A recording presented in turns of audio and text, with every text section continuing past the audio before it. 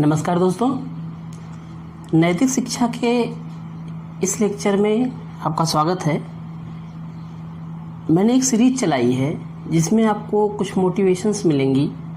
आप सीखोगे, वो नैतिकता सीखोगे, वो चीज़ें सीखोगे जिससे सोसाइटी में आप रह पाओगे, समाज में कैसे रहा जाता है, या आप अपने लक्ष्य की तरफ कैसे बढ़ोगे, किन बातों को इग्नोर करना है, किन बातों को लेना है, कैसे आपका मन ज़्यादा से ज़्यादा कंस्ट्रक्टिव वर्क में लगेगा, आपका दिमाग जो है वो संरचनात्मक गतिविधियों में कैसे बढ़ेगा, इसके लिए ही ये सीरीज है। ध्यान से देखिएगा। आज हम बात करेंगे जो बहुत ही इम्पोर्टेंट चीज़ है। कहते हैं लोग क्या कहेंगे, लोग क्या कहेंगे। दोस्तों, ये एक ऐसी समस्या है जो अप्रॉक्सीमेट 90% जो प्रॉब्लम्स हैं देश की, 90% प्रॉब्लम्स हैं किसी फैमिली की, वो इसी पे डिपेंड करती हैं। एक ऑब्जर्वेशन में बताया गया कि जितने झगड़े होते हैं, जितने घरेलू झगड़े होते हैं या फिर जितने एक दूसरे से झगड़े होते हैं, उसमें 80 to 85% उनका केस होता है जिसमें किसी थर्ड पार्टी ने गलत इन्फॉर्मेशन दी, थर्ड पार्टी की बात सुन के झगड़े होते हैं। फॉर एग्जाम्पल, अगर ये मान लो कोई राम है, ये रहीम है, तो इनके जो झगड़े होते हैं वो इनके आपस के मनमुटाव के कारण नहीं होते हैं। मनमुटाव का रोल केवल 15 से 20% होता है।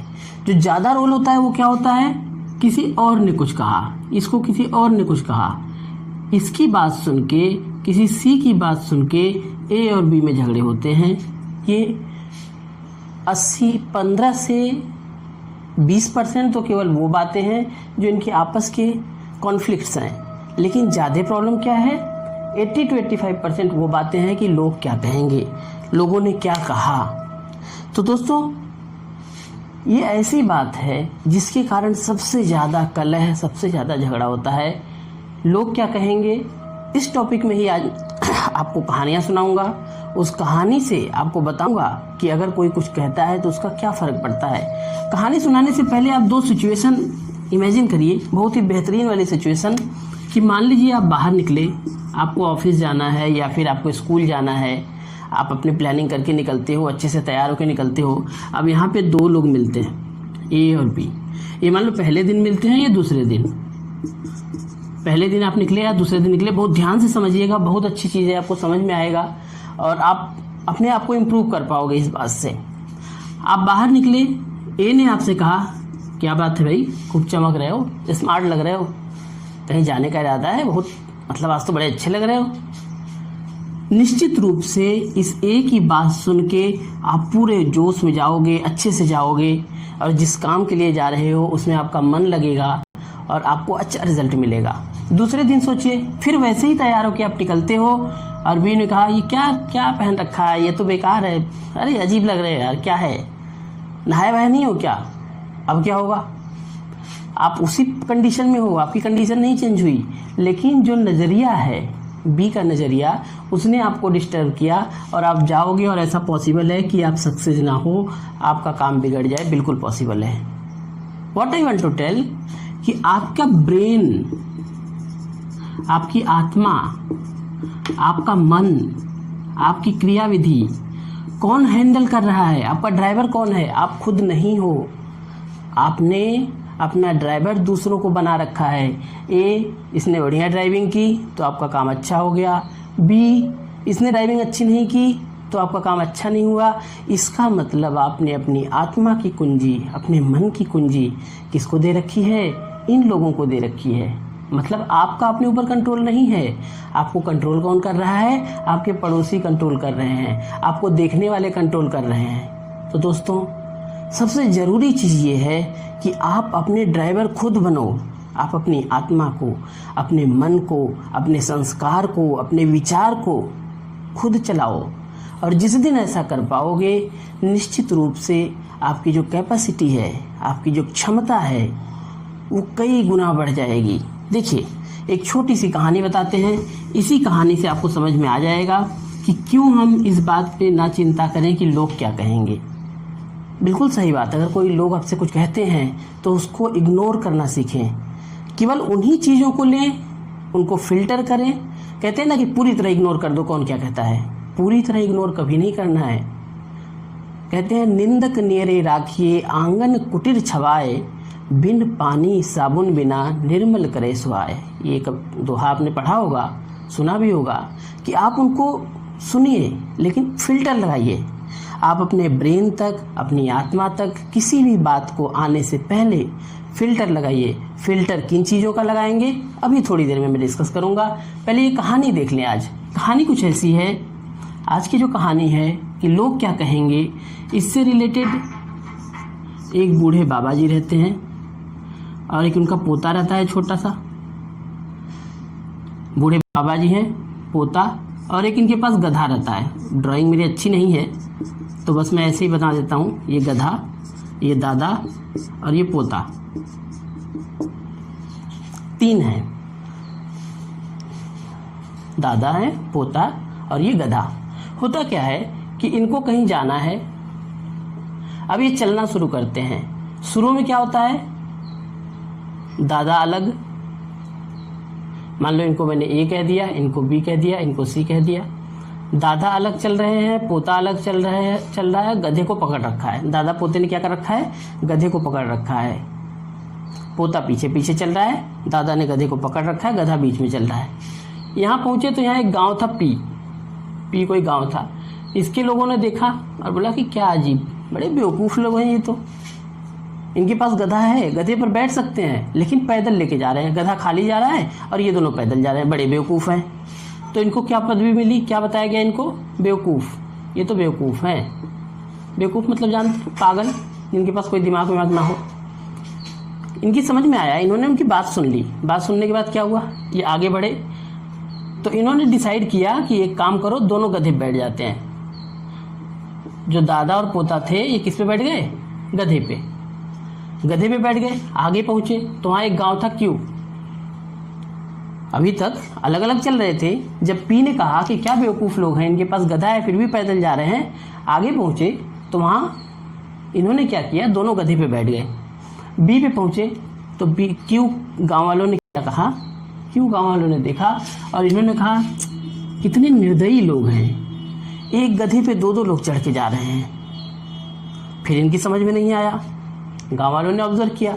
आगे गए ये तो आगे जाने के बाद जो दादा थे वो तो पैदल हो गए और पोता गधे पे बैठ गया।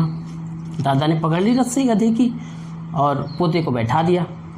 जब आगे गए तो आगे यहाँ आर विलेज मिला, आर गांव मिला। आर के लोगों ने क्या कहा, ये कितना मतलब निर्दयी पोता है, इसका बूढ़ा दादा पैदल जा रहा है, एक बूढ़ा आदमी पैदल जा रहा है, बूढ़ा आदमी पैदल जा रहा है लेकिन वो अकेले गधे पे बैठ के जा रहा है। फिर उन्होंने निंदा की। आगे पहुंचे, अब इनकी समझ में नहीं आया कि अब क्या करें। अब हुआ क्या, आप समझ रहे होंगे कि दादा बैठ गए गधे पे और पोता खाली चलने लगा। आगे एस गांव वाले मिले, आगे और एक विलेज मिला। वहां के गांव के लोगों ने क्या देखा, कहा कितना निर्दयी है ये बूढ़ा आदमी, छोटे से बच्चे को पैदल चला रहा है, खुद गधे पे बैठा है। फिर आगे गए, इनकी समझ में नहीं आया कि अब क्या करें। दोनों बारी बारी से बैठे, फिर भी सबने बोला, एक एक करके बैठे, फिर सबने बोला, खाली खाली गए तब सबने बैठा बोला। तो इन्होंने क्या लॉजिक लगाया कि एक डंडा लिया, डंडे में गधे को लटका लिया और इधर दादा ने पकड़ लिया, इधर पोते ने पकड़ लिया। यहाँ टी गांव वालों ने देखा और बोला इनसे बेवकूफ़ तो कोई है ही नहीं, ये दोनों पैदल जा रहे हैं और गधे को लटका के जा रहे हैं, जबकि गधे के ऊपर बैठ के जा सकते हैं। तो दोस्तों बहुत ही अजीब सी बात देखिए कि 3 लोग थे, हालांकि इनकी अपनी लाइफ है, अपनी ज़िंदगी है, किसी को बोलने का कोई अधिकार नहीं है, लेकिन फिर भी लोगों ने कमेंट किया, लोगों ने निंदाएं की और क्या बोला, जब दोनों बैठ के जा रहे थे तब भी कमेंट किया, बच्चा बैठ गया तो भी कमेंट किया, दादाजी बैठ गए तो भी कमेंट किया, दोनों ने गधे को उठा लिया तो भी कमेंट किया। तो जरा सा आप सोचिए कि क्या इसके अलावा कोई पॉसिबिलिटी है। जितना कम्बिनेशन पॉसिबल था, जितनी कोशिश थी, उतनी कोशिश इन दोनों लोगों ने की, लेकिन क्या किसी ने बोलना बंद किया? नहीं। जितनी कोशिश कर सकते थे सारी पॉसिबिलिटी की। इन्होंने किसके अकॉर्डिंग अपने आप को ड्राइव किया? इन लोगों के अकॉर्डिंग जो बोले जा रहे हैं, कुछ न कुछ बोले जा रहे हैं। तो दोस्तों, कुछ तो लोग कहेंगे ही कहेंगे। क्यों कहेंगे? क्योंकि उनका यही काम है। उनका काम है लोगों को ऑब्जर्व करना, उस पर कमेंट करना, ये उनका काम है। लेकिन आपको क्या करना है? कि आपको डिसाइड करना है। इन्होंने सारी कोशिश की लेकिन ये लोगों का मुंह बंद नहीं कर पाए। ये लोगों की कमेंट्स के कारण केवल अपने आप को बदलने की कोशिश करते रहे, और वो भी सही डायरेक्शन में नहीं, अलग अलग एक्सपेरिमेंट। यही हम करते हैं ज़िंदगी में। ज़िंदगी में करते क्या है? अगर किसी ने आपसे कह दिया कि भाई तुम तो बड़े इंटेलिजेंट हो, तो आपका सीना चौड़ा हो जाता है। किसी ने कह दिया कि अरे यार तुम तो डफर हो, गधे हो एक नंबर के, फिर आपका पेपर बिगड़ जाता है। कभी भी अपनी जो ड्राइविंग सीट है उस पर खुद बैठिए। आप सुनिए दूसरों की बात, लेकिन उसमें फ़िल्टर लगाइए। वो जो फ़िल्टर क्या होता है? उन्हीं बातों को ले जिनका यूज हो। और फ़िल्टर लगाने से पहले एक जो फ़िल्टर आपका है वो है, ये फ़िल्टर जो आप लगाएंगे इसका नाम है लॉजिक, तर्क विद्या को समझिए। अगर कोई आपसे कुछ कहता है, आपके बारे में कुछ बताता है, और आप तर्क नहीं लगाते हो, आप देखते नहीं कि उसका प्रभाव मेरे ऊपर क्या पड़ेगा, उससे मैं क्या सीख सकता हूँ, कैसे इम्प्रूव करूँगा खुद को इम्प्रूव करने की टेंडेंसी बनाइए। अगर आप डेली रोज़ कम से कम अपनी एक गंदी आदत को छोड़ते हैं, किसी की बोली बात को फिल्टर करके अगर आपको इम्प्रूव करते हैं अपने आप को, तो निश्चित रूप से आपकी पर्सनैलिटी भी अच्छी हो जाएगी और आप अपने लक्ष्य को जल्दी से जल्दी पा लेंगे। तो दोस्तों, आज की कहानी का सिर्फ इतना मतलब था कि लोगों का काम कहना है, कहेंगे ज़रूर वो, लेकिन उससे आपको फ्रस्ट्रेट नहीं होना है, उससे आपको परेशान नहीं होना है, उससे आपको सिर्फ मुस्कुराना है। और क्या करना है? अपने आप को एनालाइज करना है कि how I can use these comments to improve my life. That is the main thing.